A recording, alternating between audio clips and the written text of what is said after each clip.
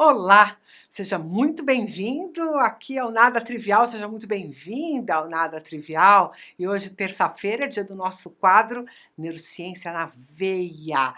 E eu convidei vocês a participar de uma série onde nós iríamos tratar dos temas de neuroanatomia. Então, seja bem-vindo ao segundo vídeo dessa série. Se você não assistiu o primeiro, vale a pena ir lá dar uma olhada, porque eu expliquei qual vai ser a minha abordagem nessa série de neuroanatomia. Não se esquece de escrever aqui nos comentários se você está gostando e se é para eu continuar gravando essa série. Aproveita que você já foi lá, já dá aquela curtida. Se não está inscrito, se inscreve. Você já sabe tudo que você tem que fazer para dar relevância para esse canal aqui no seu YouTube. Muito bem, vamos lá.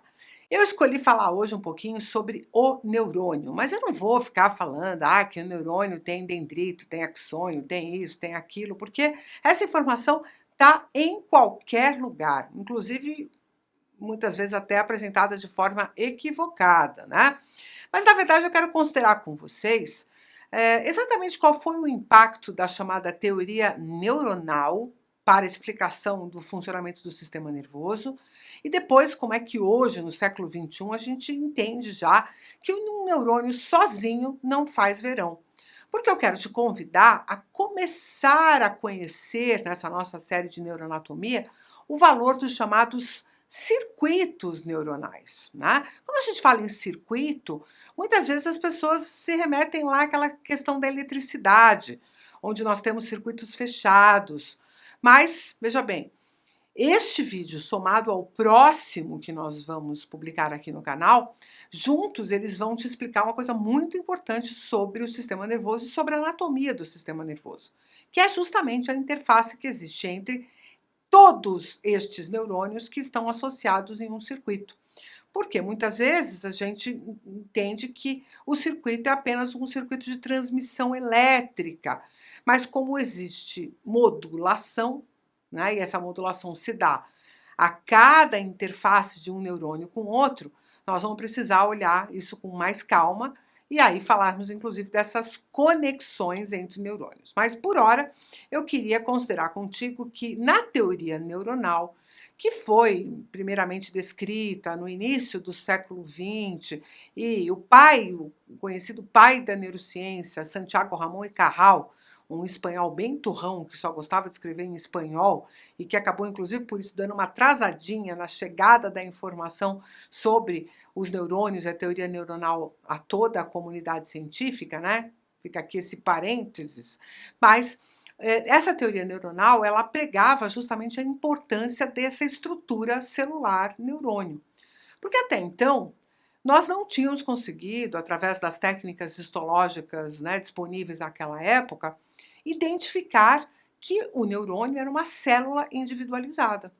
Até então, entendia-se que o sistema nervoso, o cérebro, as suas estruturas, eram formadas como uma rede, como se fosse um telégrafo.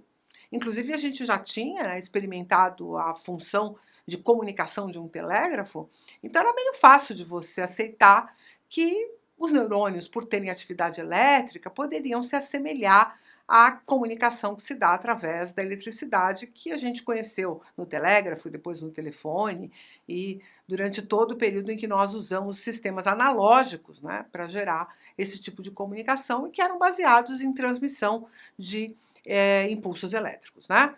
Mas não é assim que o neurônio funciona. Né? E, na verdade, ele não forma uma rede ininterrupta, onde o sinal elétrico vai percorrer de forma indiscriminada e sem nenhum tipo de gerenciamento. Muito pelo contrário.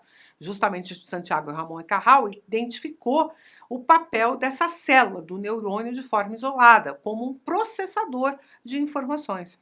Então, o neurônio seria uma estrutura isolada, e ele conseguiu identificar isto de forma histológica na lâmina, ele conseguiu demonstrar, usando aí algumas estratégias. Ele usou tecidos de embrião, né, de aves que ainda não tinham desenvolvido a rede, então ele conseguia demonstrar as células isoladas justamente se reunindo para formar a rede no embrião de aves. Depois, na degeneração, ele conseguiu demonstrar que a onda degenerativa, digamos assim, ela não percorria toda a rede, ela era interrompida, aonde provavelmente se dava o final do neurônio, né? Mas O mais interessante foi justamente identificar que este neurônio, ainda que o Ramon e Cajal, lá no início do século XX, tenha dito que a unidade funcional do sistema nervoso era o neurônio, hoje a gente bota isso em dúvida. Por quê? Deixa eu ver se você consegue entender o que é esse conceito de unidade funcional para a fisiologia, né? Ou para a biologia de uma forma geral. Quando a gente olha para o rim, não é uma única célula que é a unidade funcional do rim. Por quê? Porque para você poder fazer o papel que os rins têm que fazer no sangue, né, que não é exatamente uma filtração, mas não tem problema porque isso não é o tema do vídeo de hoje, né? Então dá para a gente ficar com essa coisa assim mais ou menos ajeitada. A filtração, entre aspas, do sangue, né, que o rim executa, não pode ser executada por uma única célula do rim. É necessário um sistema que é chamado de glomérulo. Tá? Então é necessário várias células para que o rim possa fazer o seu papel junto ao sangue e fazer com que a gente consiga detoxificar, especialmente substâncias como ureia, como creatinina. Mas, veja bem, já disse que não é uma aula sobre rim. Em contrapartida, quando a gente vai para o fígado e a gente olha o funcionamento do fígado, uma única célula hepática, que é o hepatócito, é capaz de realizar as tarefas que o fígado tem que fazer. Então, em contrapartida, a unidade funcional do fígado é uma única célula, enquanto a unidade funcional do rim é um conjunto de células que formam o glomérulo. Pois bem, e o sistema nervoso? Será que um único neurônio é a unidade funcional do sistema nervoso? Ou não? Eu preciso de vários neurônios para realizar uma função, qualquer que seja ela, do cérebro. Ainda porque o cérebro vai ter múltiplas funções, diferentemente desses órgãos que a gente acabou tratando aqui de forma superficial, né? Mas vamos entender isso com forma mais profunda. Será que um único neurônio no sistema nervoso seria capaz de entregar uma função? E aí está o ponto. Não, nunca. Por quê? Porque o sistema nervoso é um sistema de comunicação, é um sistema informacional. Então é muito importante que essa informação seja captada, e isso pode acontecer através do neurônio. Ainda que a gente tenha células especializadas para fazer essa captação da informação, que são os receptores sensoriais, né? O neurônio pode ele próprio captar a informação. Vou dar um exemplo. Existem lugares em que a terminação do neurônio é sensível quimicamente e ela pode identificar, por exemplo, se houver uma lesão no tecido. O tecido é lesionado, libera aí umas substâncias intracelulares que justamente são liberadas por causa da lesão, e aquela terminação nervosa livre ali do neurônio é capaz de captar essa informação e produzir ali um dado que será transmitido e processado pelo sistema. Então, esse neurônio que captou a informação não vai ser ele próprio quem vai dar a resposta. Ele, no mínimo, precisa de um segundo que vai receber essa informação e produzir uma resposta. Então, a unidade funcional do sistema nervoso é, no mínimo, 2 neurônios, que a gente pode intimamente chamar ali de tico e teco, né? Que é a brincadeira que todo mundo faz. Mas eu preciso, basicamente, que alguém receba a informação, gere um processamento e dê uma resposta a esta informação, para que a gente possa dizer que houve uma função desse neurônio. Então, não há como o neurônio ser a unidade funcional do sistema nervoso. Aí o Santiago Ramon e Cajal vai ter que nos desculpar, porque nós acabamos por identificar ao longo do século XX que o que é necessário é a transmissão e o processamento da informação. Então, cada neurônio tem o seu papel, mas ele por si só não encerra a funcionalidade. E é por isso que é muito importante que a gente conheça as vias e as conexões neurais. Então, uma boa parte aqui da nossa série de neuroanatomia vai estar focada justamente em a gente identificar de onde para onde estão indo os neurônios, que tipo de informação eles são capazes de levar e, portanto, qual é a importância daquela região que está fazendo um determinado processamento das informações dentro do sistema nervoso central. E é por isso que a gente pode afirmar tranquilamente que um neurônio sozinho não vai fazer verão. É necessário que ele justamente precisa estar acompanhado de outras estruturas neuronais para executar funções. E aqui já fica uma dica.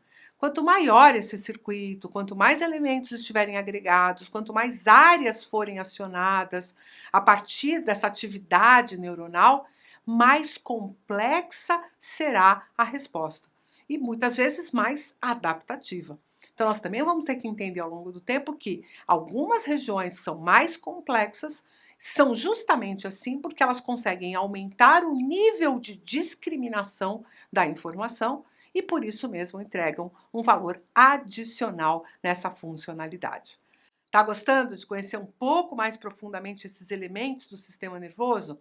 Olha só, no Instituto Conectomos, que é o patrocinador deste quadro Neurociência na Veia, aqui no Nada Trivial, você encontra cursos onde esses temas são bastante aprofundados e sou eu mesma quem dou as aulas. Boa parte dos conteúdos lá gravados e também das aulas presenciais sou eu quem faço. Então, se você gostou da didática, gostou dessa conversa, não deixe de conhecer de forma mais profunda o trabalho do Instituto Conectomos, visitando o site e conhecendo todos os cursos.